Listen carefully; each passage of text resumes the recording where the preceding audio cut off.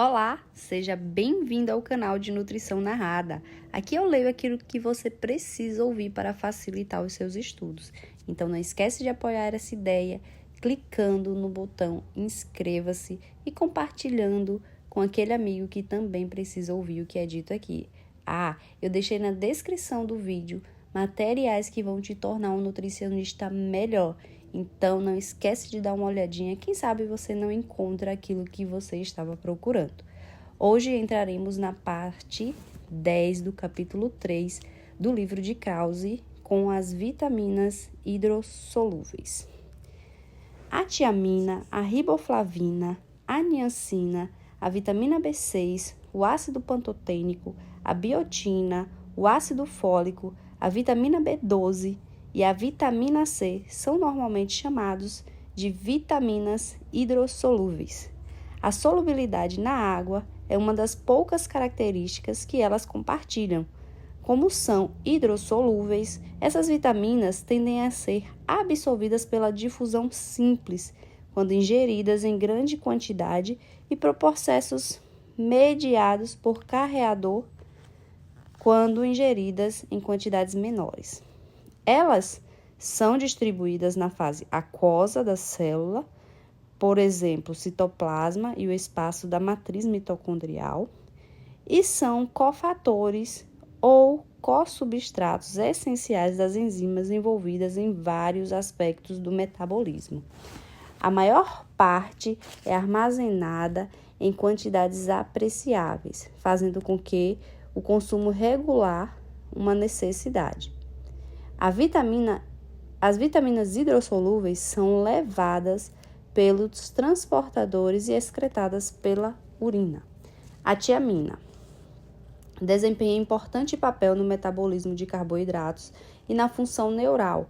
A tiamina deve ser ativada pela fosforilação em tiamina trisfosfato ou cocarboxilase, que serve como uma coenzima no metabolismo de energia e na síntese de pentoses. O papel da tiamina na função neural não é claro, mas ela provavelmente não atua como uma coenzima. Absorção, transporte e armazenamento da tiamina. A tiamina é absorvida no intestino delgado proximal por transporte ativo, em doses baixas, e por difusão passiva, em doses elevadas, acima de 5 mg por dia. O transporte ativo é inibido pelo consumo de álcool, que interfere no transporte da vitamina, e pela deficiência de folato, que interfere com a replicação dos enterócitos. A absorção da mucosa de tiamina é acoplada à sua fosforilação em tiamina de fosfato, THDP. A THDP ativada é transportada para o fígado pela circulação portal.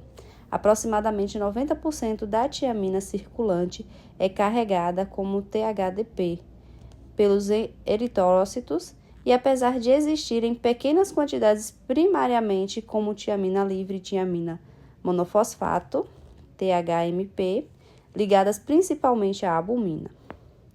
A captação pelas células dos tecidos periféricos corre por difusão passiva e por transporte ativo. Os tecidos retêm a tiamina como ésteres de fosfato, a maioria liga-se a proteínas. As concentrações teciduais de tiamina variam sem armazenamento apreciável da vitamina. Metabolismo. A tiamina é fosforilada em muitos tecidos pelas sinases específicas em ésteres de difosfato e trisfosfato. Cada um desses ésteres pode ser catabolizado por uma fosforilase para reduzir o THMP.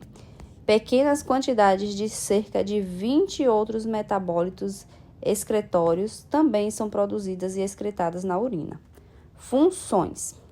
A forma funcional da tiamina é o THDP, que atua como coenzima para vários complexos de enzimas desidrogenases essenciais para metabolismo de piruvato e de outros alfa-cetoácidos. A tiamina é essencial para a descarboxilação oxidativa dos alfa-cetoácidos. inclusive para a conversão oxidativa do piruvato em acetil-CoA, que entra no ciclo TCA ou ciclo de Krebs para gerar energia. Ela também é necessária para a conversão do alfa-cetoglutarato e dos cetocarboxilatos, derivados dos aminoácidos metionina, treonina, leucina, isoleucina e valina. O THDP também atua como coenzima para as transcetolase, que catalisa as reações de troca de fragmentos de 2 carbonos na oxidação da glicose pelo desvio da hexose monosfosfato. Ingestões dietéticas de referência. A tiamina é expressa quantitativamente em termos de sua massa, normalmente em miligramas. As DRIs para tiamina incluem as AIs para os lactentes e as RDAs recém-definidas. Em geral, as RDAs são embasadas nos níveis de ingestão de energia devido ao papel direto da tiamina no metabolismo de energia, enquanto as AIs para os lactentes são fundamentadas nas quantidades de tiamina tipicamente encontradas no leite materno. Fontes. A tiamina está amplamente distribuída em muitos alimentos, mas em pequenas quantidades. As fontes mais ricas são os levedos e o fígado. Entretanto, os grãos integrais são a fonte mais importante da vitamina. Apesar de os grãos integrais serem tipicamente ricos em tiamina, a maioria dela é removida durante a moagem e o refinamento. Nos Estados Unidos, os produtos de grãos mais refinados são completamente com tiamina e outras vitaminas B. Alimentos vegetais contêm tiamina predominantemente na forma livre. Já em produtos de origem animal, a tiamina é quase completamente existente na forma de uma THDP, mais eficiente. A tiamina pode ser destruída pelo calor, oxidação e radiação iônica, porém é estável quando congelada. As perdas de tiamina durante o cozimento podem variar muito, dependendo do tempo de cozimento, pH, temperatura, quantidade de água utilizada e descartada, e de água ser ou não clorada. A tiamina pode ser destruída por vários sulfitos adicionados no processamento, por enzimas degradantes de tiamina, as tiaminases, presentes no peixe cru, mariscos e algumas bactérias, e por certos fatores termoestáveis em vários vegetais, tais como samambaia, chá e a-noz de areca. Deficiência. A deficiência de tiamina é caracterizada por anorexia e redução de peso corporal, assim como por sinais cardíacos e neurológicos. Nos seres humanos, a deficiência de tiamina resulta em beriberi, com confusão mental, perda muscular, edema, beriberi úmido, neuropatia periférica, taquicardíaca e cardiomegalia. A doença não edematosa, beriberi seca, normalmente está associada à privação de energia, falta de atividade, enquanto a forma úmida está normalmente associada a uma falta de ingestão de carboidrato juntamente com o exercício físico extenuante. A última é caracterizada por edema causado por insuficiência cardíaca, congestiva, biventricular, com congestão pulmonar. Sem a THDP, o piruvato não pode ser convertido em acetil-CoA e entrar no ciclo de TCA, e a privação de energia no músculo cardíaco resulta em insuficiência cardíaca congestiva. Historicamente, o beriberi tem sido endêmico entre os pobres em áreas nas quais o arroz branco polido é o principal gênero alimentício e onde as pessoas também consomem peixe cru e outras fontes de tiaminase. Normalmente, as condições produzem não apenas beriberi, mas também deficiências nutricionais múltiplas. O beriberi foi relatado em lactentes, beriberi infantil, que eram amamentados com fórmulas não enriquecidas de tiamina, sendo observada a deteriorização súbita caracterizada por insuficiência cardíaca e cianose.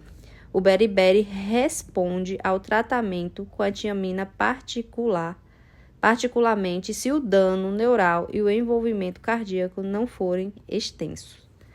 A deficiência ostensiva de tiamina não é comum nos Estados Unidos, devido ao enriquecimento de arroz e de outros produtos cereais refinados com tiamina.